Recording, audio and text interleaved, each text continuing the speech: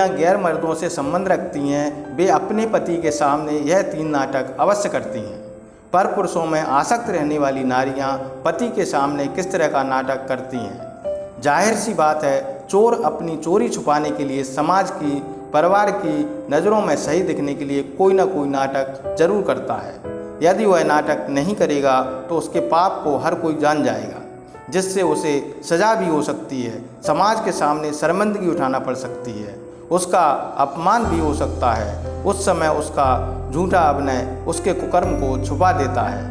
अब सवाल यह है कि हम किस प्रकार जानें कि हमारी स्त्री हमारे सामने सिर्फ अभिनय कर रही है। जो बदचलन स्त्रियां पराय पुरुषों से संबंध रखती हैं वे अपने पति के सामने किस प्रकार की हरकतें करती हैं। यदि इस प्रकार की हरकत किसी की स्त्री उसके सामने करे तो उसे समझ जाना चाहिए कि वह किसी दूसरे पुरुष में आसक्त है। बदचलन महिलाएं क्या नाटक करती हैं, यह जानने के लिए हम एक कहानी सुनते हैं। किसी गांव में एक गंगाराम नाम का बूढ़ा सेठ रहता था। उसकी स्त्री के मरने के बाद उसने दूसरी स्त्री से खूब सारा धन देकर शादी कर ली। उसकी स्त्री अभी युवती ही थी, पर सेठ काफ़ी बूढ़ा हो चुका था। जब उस लड़की ने अपने पति को देखा तो वह उससे घृणा करने लगी। वह उसे बिल्कुल पसंद नहीं करती थी। बूढ़ा सेठ नई नवेली दुल्हन को पाकर बहुत खुश था, पर उसे अपनी अवस्था का ख्याल नहीं था। किसी ने सच ही कहा है, सिर के बाल जब सफ़ेद हो जाते हैं तो वह जवान लोगों के उपहास का पात्र बन जाता है। जब उस सेठ की पत्नी लेटती थी तो उसके सिर के दूसरी तरफ मुंह घुमाकर लेटती थी। सेठ के जाने के बाद वह दूसरे पुरुषों को अपने घर बुला लेती थी। उसकी ज़िंदगी बड़े ऐशो आराम से गुजर रही थी। एक दिन की बात, सेठ और सेठानी एक ही पलंग पर लेटे हुए थे। उसी दिन सेठ के घर में चोर घुस आया, जो स्त्री को चोर को देखकर डर गई और डर के मारे अपने बूढ़े पति के सीने से लिपट गई। यह देखकर बूढ़ा सेठ बहुत खुश हुआ। उसे अपार आनंद की अनुभूति हुई। वह अचरज में पड़ गया कि मुझसे दूर दूर भागने वाली मेरी पत्नी आज मेरे गले कैसे लिपट गई। जरूर आज कोई रहस्य की बात है। सेठ ने अपने घर में जाकर देखा तो वह चोर एक कोने में बैठा था। सेठ समझ गया कि मेरी स्त्री ने इस चोर के डर से मुझे गले लगा लिया है। यही सोचकर सेठ ने चोर से कहा, हे चोर भाई, वैसे तो मैं तुम्हें पकड़कर पुलिस के हवाले कर देता, लेकिन तेरी वजह से मेरी पत्नी मुझसे प्रेम करने लगी है। जो मुझे रोज़ रोज़ तंग करती थी वह मुझसे आज आलिंगन कर रही है। हे चोर, तू बहुत अच्छा है, तुझे जो कुछ ले जाना है ले जा, मैं तुझसे कुछ नहीं कहूँगा। हाँ, पर तू रोज़ मेरे घर चोरी करने आना, इसके लिए मैं तुझे अलग से पैसे दूंगा। चोर भी सेठ की समस्या को समझ गया कि सेठ की स्त्री सेठ के बूढ़े शरीर के कारण उसे भाव नहीं देती है। चोर ने कहा, सेठ जी तुम चिंता ना करो, मैं तुम्हारे घर पर रोज़ाना आ जाया करूँगा।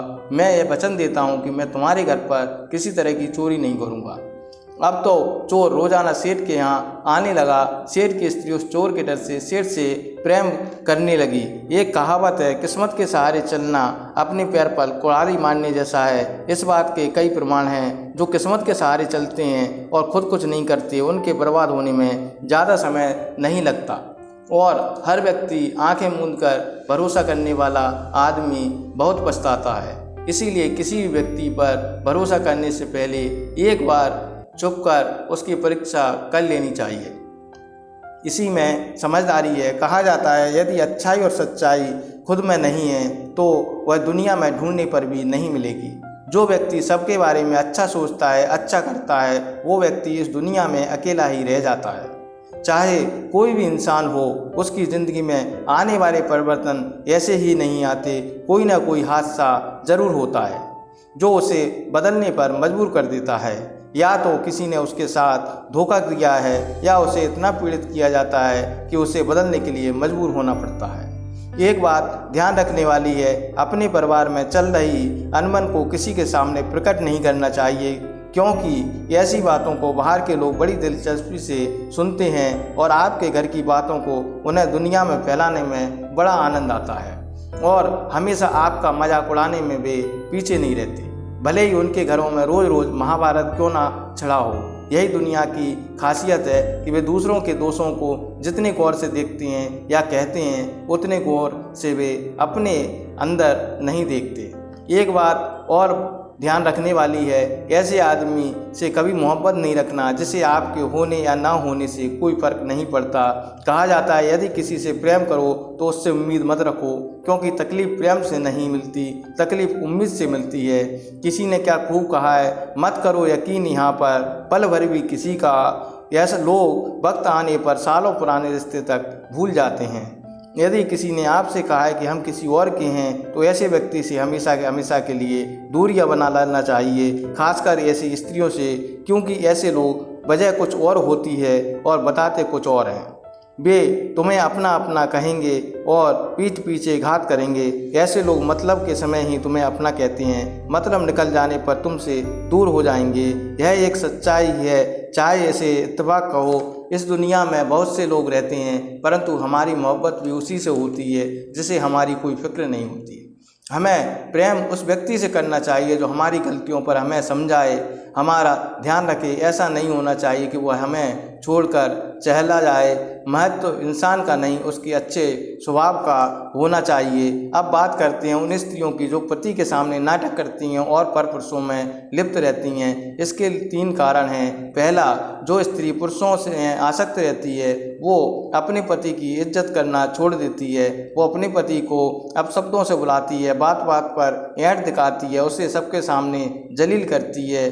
दूसरा, वो आपके नाराज़ होने पर आपको मनाना छोड़ देती है।